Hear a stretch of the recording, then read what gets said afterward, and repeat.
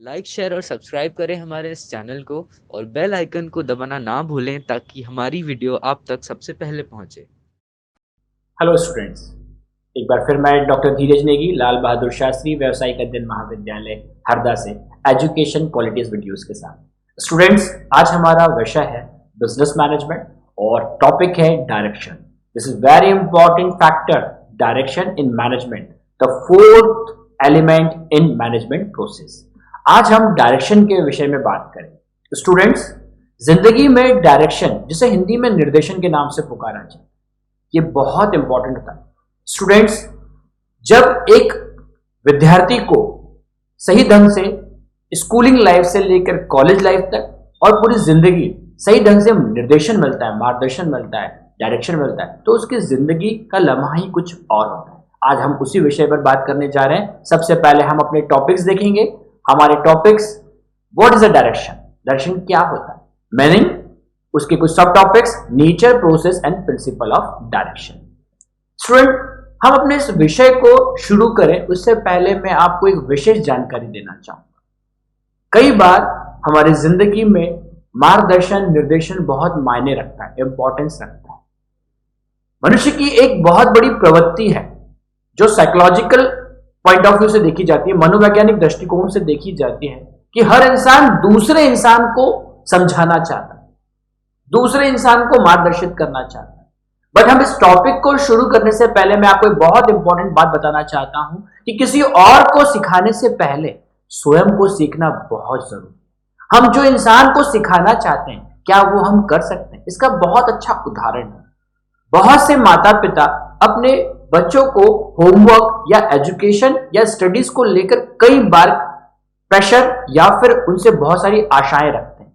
क्या एक बार हम उनके होमवर्क को, हम उनकी स्टडी को कर कर देखते हैं? क्या हमसे वो मैथमेटिक्स, क्या हमसे वो फिजिक्स, क्या वो हमसे सारे विषय बनते हैं? हम उससे क्लियर हो जाते हैं कि जब हमारी क्षमता, हमारी एबिलिटी उन सब चीजों को मैचअप नहीं कर पा रही तो क्या हमारा बच्चा कर पा रहा है? ठीक उसी तरह से हम आगे चलकर डायरेक्शन को पॉइंट ऑफ व्यू करते हैं। हम जिस तरह से अपनी जिंदगी में आगे बढ़ते हैं, उसी तरह से हम अपनी ऑर्गेनाइजेशन में भी आगे बढ़ते हैं। अब हम अपने विषय पर वापस आते हैं। हमारा विषय है what is a management. Management का सबसे बहुत ही important factor, fourth element, direction.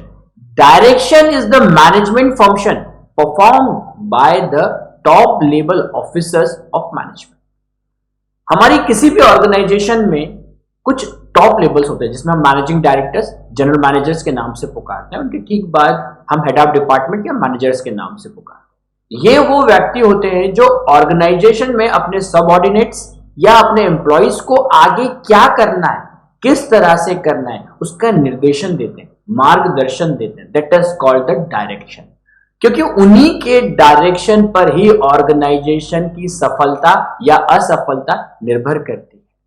यदि जब हमारे डायरेक्टर्स का जो पॉइंट ऑफ व्यू होता है वो जो होता है यूनिवर्सल होता है, वो भविष्य को देखकर अपने वर्तमान को तैयार करते हैं, तो उनके मार्गदर्शन में हर ऑर्गेनाइजेशन सफल होती है। यही हमारा इंट्रोडक्शन कहना चाहते हैं। हम मीनिंग की ओर आते हैं। मीनिंग में एक छोटी सी बात मैं आपको बताना चाहूंगा। जो निर्देशन होता है, जो मार्गदर्शन होता है, जो डायरेक्शन होता है, ये गॉड गिफ्टेड होता है। ये एक यूनिवर्सल ट्रुथ है। ये मां के पेट से हम लेकर पैदा होते हैं। हम किसी को अगर मार्गदर्शन देना चाहते हैं तो वो यूनिवर्सल ट्रुथ होता है, एक कहते हैं ना गॉड गिफ्टेड होता है। उसी लाइन को मैं आपके सामने क्रिएट करने जा रहा हूं। Direction is the part of management process which ensure that the member of organization work efficiently and effective.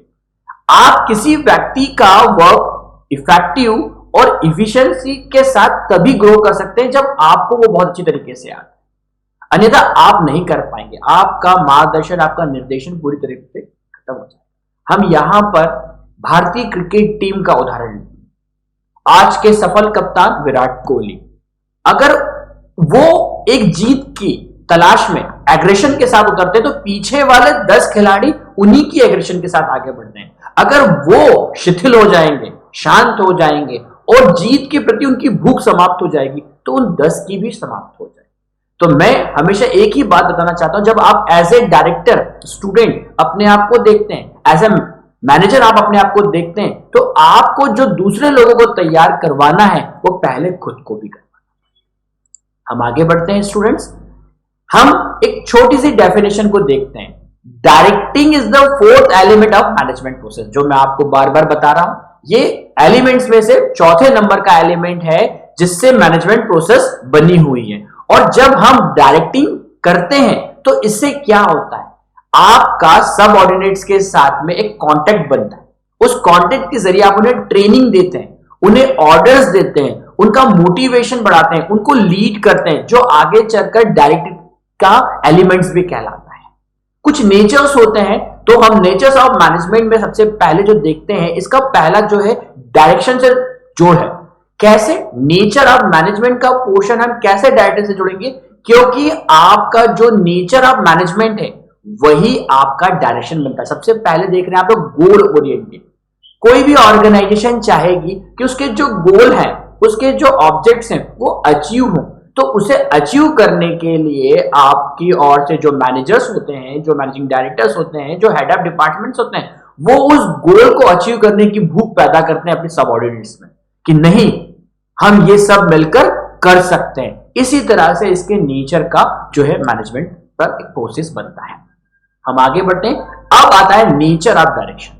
जिस तरह से हमने शुरुआत की, वो शुरुआती नेचर ऑफ मैनेजमेंट और उसी को कोलैबोरेट करके हम पहुंचे नेचर ऑफ डायरेक्शन पर। इसका पहला पोर्शन आप देखते हैं, इन important function of management. Important function, जिस तरह से हमारी जिंदगी में हमारा करियर बहुत इंपॉर्टेंट फैक्टर होता है, उसी तरह से किसी भी ऑर्गेनाइजेशन के मैनेजमेंट में डायरेक्शन बहुत इंपॉर्टेंट होता है। आज भी आप सबको महाभारत का युद्ध याद होगा।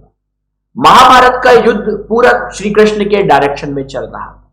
यदि उनका डायरेक्शन पाप और पुण्य दो चीजों को लेकर हो रहा था, तो उन्होंने किस तरह से डिस्क्राइब किया कि पुण्य किस तरह से जीतता है और किस तरह से पाप हारता है। मतलब सत्य पर असत्य की जो जीत होती है वो किस प्रकार से होती है। तो यही एक इंपॉर्टेंट फंक्शन जो होता है ऑर्गेनाइजेशन में एक डायरेक्टर का भी होता है। डायरेक्टर जो कैंडिडेट होते हैं उनके सामने एक बहुत बड़ी अपॉर्चुनिटीज होती है अपने एम्प्लॉयज को लेकर आगे बढ़ने की। उनका डायरेक्शन हमेशा 3 प्रकार के एम्प्लॉयज के लिए होता है। एक एम्प्लॉय वो होता है जो बहुत ही शार्प होता है, जो केवल आंखों की भाषा समझ लेता है डायरेक्टर की। एक एम्प्लॉय वो होता है जो सोसो होता है, जिसे थोड़ा सा धक्का लगाया जाता है और वो डायरेक्टर की बात समझ लेता है। और तीसरा और सबसे खतरनाक एम्प्लॉय होता है जो अपने आप में ही अपनी दुनिया को लेकर चलता है और वो ये सोचता है कि मैं अपने डायरेक्शन से आगे बढ़ूंगा, बट ऐसा नहीं होता है। ऑर्गेनाइजेशन लाइफ में आपको अपनी ऑर्गेनाइजेशन मैनेजमेंट के साथ आगे बढ़ना चाहिए, अपने सबऑर्डिनेट्स के साथ बढ़ना चाहिए। आगे चलते हैं, इसके बाद कनेक्टिविटी, और कनेक्टिविटी के साथ में हम टू द ऑर्डर और टू द कोऑर्डिनेट्स बहुत सारी चीजों को हम आगे जोड़कर जो है नेचर ऑफ डायरेक्शन को देखते हैं। लेकिन एक बहुत ही महत्वपूर्ण पोर्शन, प्रिंसिपल ऑफ डायरेक्शन। देखिए इसमें क्या होता है, सबसे पहले हमारे ऑब्जेक्ट्स होते हैं। ऑब्जेक्ट्स तो हमारी जिंदगी में भी होते हैं, ठीक उसी तरह से हर ऑर्गेनाइजेशन के अपने ऑब्जेक्ट्स होते हैं। मैनेजमेंट लाइफ में सेलिंग करना, परचेसिंग करना, इसी तरह से हर ऑर्गेनाइजेशन के अपने अपने ऑब्जेक्ट्स होते हैं। उन ऑब्जेक्ट्स को कैसे अचीव किया जाए उसकी प्लानिंग करते हैं head of departments, managers and managing directors, general managers, ये सारे पोस्ट के बड़े बड़े अधिकारी। और किस तरह से उसे इंप्लीमेंट करना है उसे जाकर वो अपने सबऑर्डिनेट्स और अपने एम्प्लॉयज को डायरेक्शन देते हैं। आगे चलते हैं, कंट्रीब्यूशन, मैक्सिमम कंट्रीब्यूशन।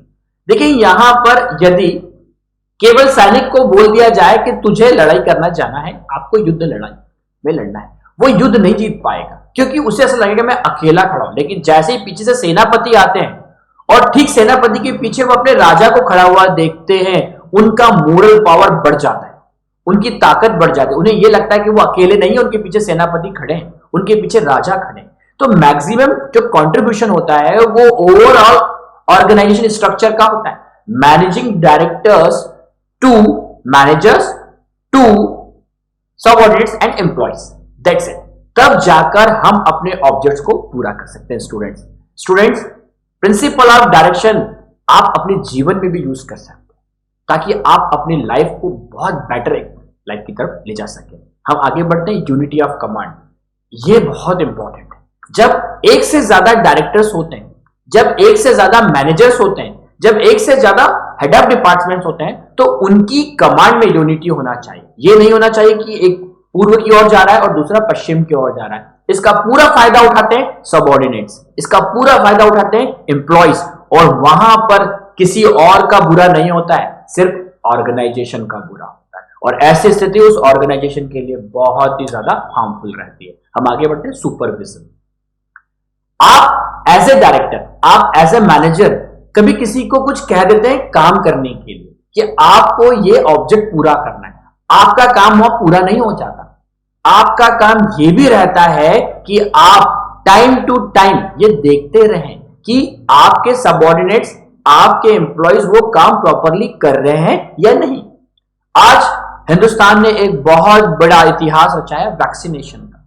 क्या हमारी गवर्नमेंट केवल ये कह देती कि हमने वैक्सीन बना ली है और हमने उसे डिस्ट्रीब्यूट कर दिया और अब सारे इंसान तक, सारे भारतवासियों तक वो पहुंच जाए? नहीं, उसका एक पूरा चेन सिस्टम बना, उसका पूरा सुपरविजन हुआ।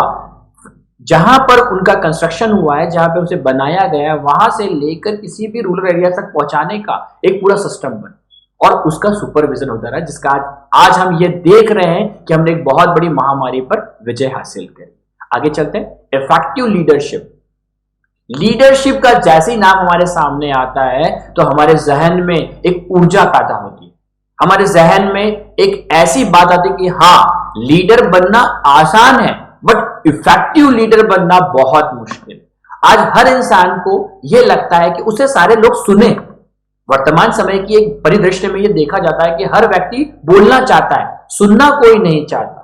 इसी को देखते हुए हर व्यक्ति नेता बन जाता है, हर व्यक्ति लीडर बन जाता है। बट इफेक्टिव लीडर जिसे जनता सुने, जिसे लोग सुने।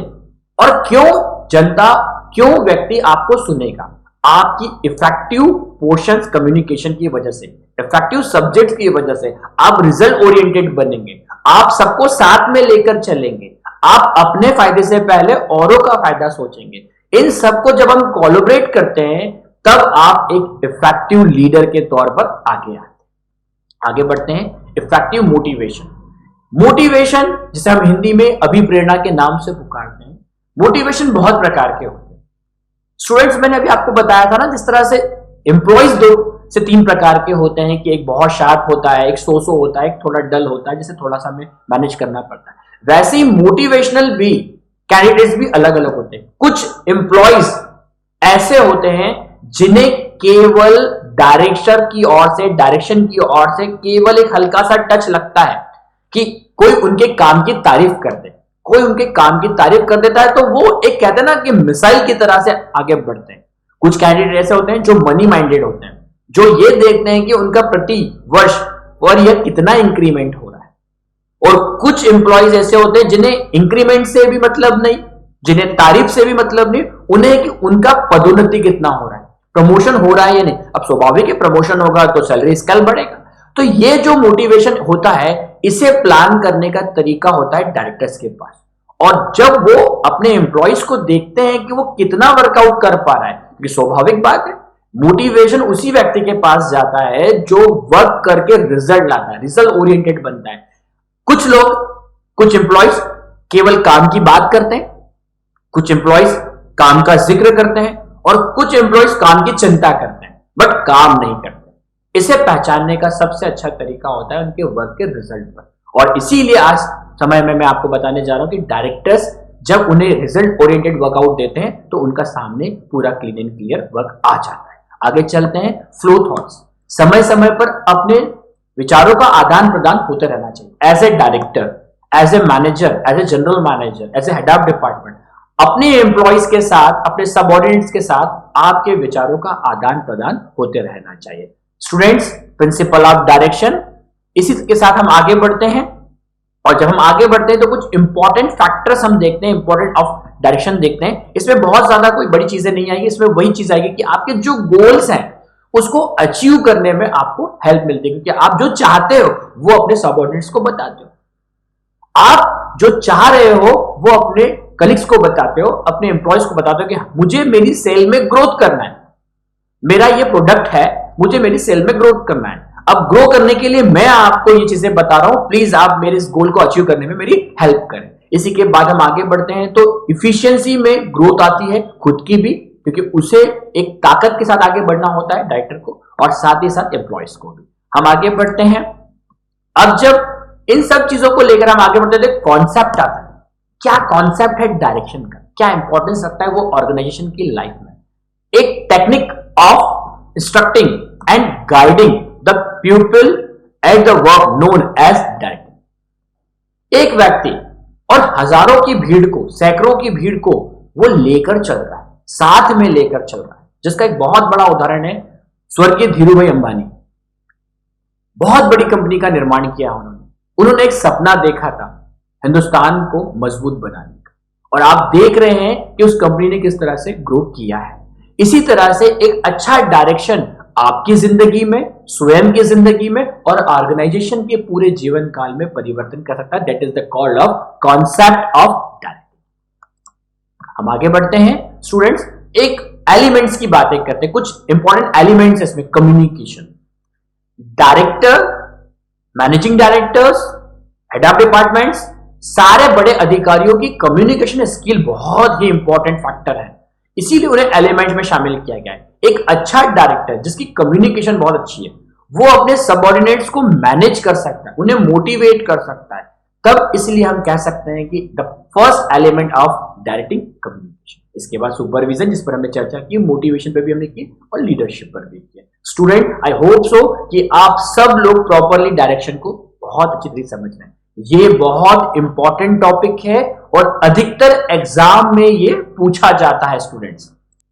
प्रोसेस ऑफ डायरेक्शन, इसमें कुछ प्रोसेस बताई गई, जिसमें कि हम बता रहे हैं ऑब्जेक्ट्स का पोर्शन दिया गया है, एफर्ट्स का दिया गया है, वर्क का दिया गया है, और सबसे मेन चीज है डेवलपिंग द पीपल्स। अब इसमें क्या होता है कि कई बार हम जब प्रोसेस को मैनेज करते हैं डायरेक्शन की, तो अलग अलग प्रकार के ऑब्जेक्ट्स भी हमारे सामने होते हैं, एफर्ट्स भी होते हैं, बट एक अच्छा डायरेक्टर इन सबको कोलैबोरेट करके आगे साथ में चलता है। स्टूडेंट्स, आज हमारा टॉपिक यहीं तक था। आई होप कि आप सभी को डायरेक्शन का यहां पर ये टॉपिक समझ में आया होगा। धन्यवाद, बाय बाय।